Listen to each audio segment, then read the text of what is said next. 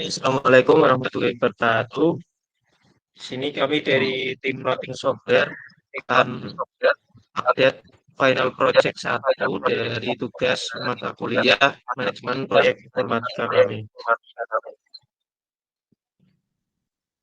Nah, yang pertama itu untuk lingkup atau cakupan proyek Buli Rasa itu gunakan platformnya itu berupa web untuk kolaborasi sosial untuk mengatasi kelaparan dan pemborosan makanan di Indonesia ya. Dan beberapa fitur utama, yang pertama itu ada donasi dan permintaan bantuan makanan dan barang. Terus ada forum edukasi dan distribusi. Terus ada manajemen acara sosial melalui aksi rasa nama fiturnya. Terus yang selanjutnya ada sistem reputasi dan verifikasi pengguna. Terus ada panel admin buat dashboard dan analitik. Dan desain mobile yang responsif dan aman. Selanjutnya di sini ada resource atau sumber daya yang kita butuhkan atau yang terkait gitulah. Ini terdapat 6 anggota atau 6 peran pada tim inti kami yaitu check leader yaitu saya sendiri mengecek keseluruhan SKMM CS, terus ada front end developer Aji Mumpung, ada back end Anas Musyari, ada desainer UI UX Nabila Rizky, PR tester Elsa Melia sama dokumentator Muhammad Jumbuni. Nah, setiap peran ini memiliki tanggung jawab yang jelas ya, dari perencanaan, desain, coding, testing, atau dokumentasi sesuai dengan perannya. Selanjutnya bisa dijelaskan oleh Elsa. Oke, selanjutnya ada jadwal atau timeline dari proyek kami. Total waktu kami bekerja yaitu 92 hari kerja, mulai dari 19 Agustus sampai 24 Desember 2025.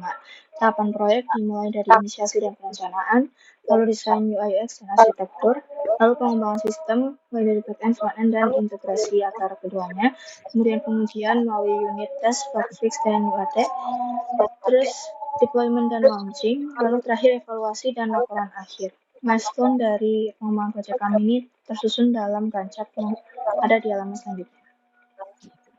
Oke, di sini ada Gantt chart-nya yang dibuat melalui MS Project dan sesuai dengan standar yang sudah diverifikasi melalui Bunovi sebelumnya. Oke, next.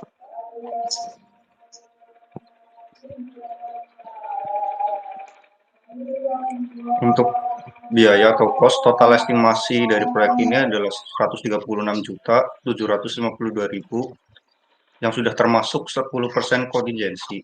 Untuk distribusi biayanya sendiri yaitu personalia sebanyak 112.120.000, infrastruktur sebanyak 6.200.000, pengujian dan CI/CD sebanyak 2 juta, peluncuran dan promosi 2 juta, dokumentasi dan pelatihan 500.000, operasional 1.500.000, dan kontingensi sendiri 12.432.000. Biayanya sendiri dirinci per tahap dan jenis resource, yaitu jam kerja, harga satuan, dan subtotal.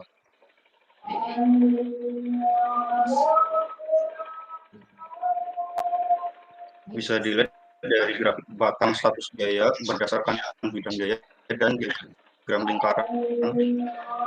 Distribusi biaya berdasarkan tipe, yaitu untuk project manager sebanyak,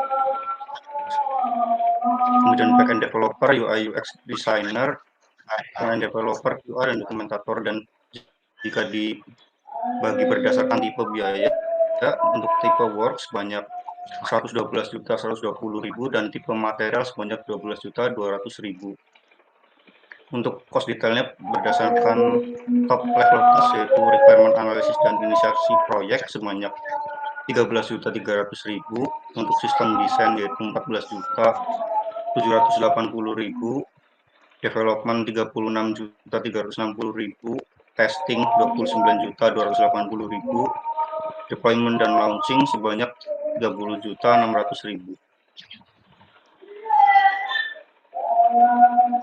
Oke, selanjutnya ini ada kualitas.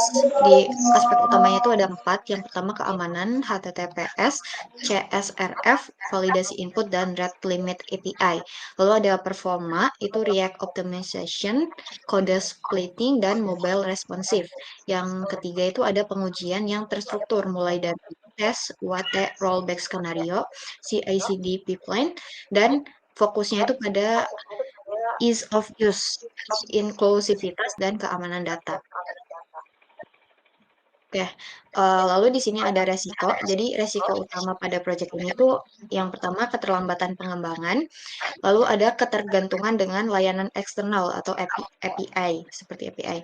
Lalu ancaman keamanan cyber, keterbatasan sumber daya, tim atau finding, dan rendahnya adopsi pengguna.